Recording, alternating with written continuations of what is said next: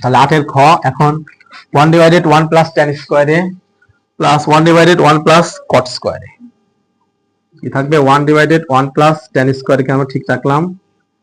এখন এই জায়গায় cot স্কয়ার এ একে ভেঙে আমরা হচ্ছে tan এর মাধ্যমে নিয়ে আনবো 1/1 প্লাস 1/tan স্কয়ারে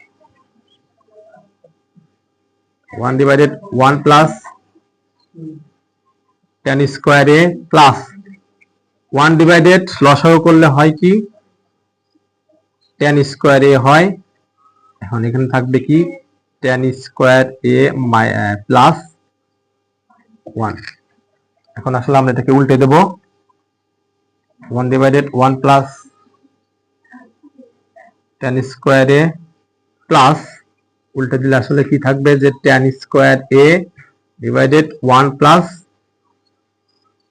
tan স্কয়ারে।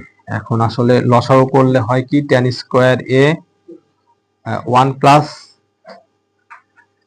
tan স্কয়ারে লসাগু করলে ভাগ করলে হবে হচ্ছে 1 প্লাস tan স্কয়ার।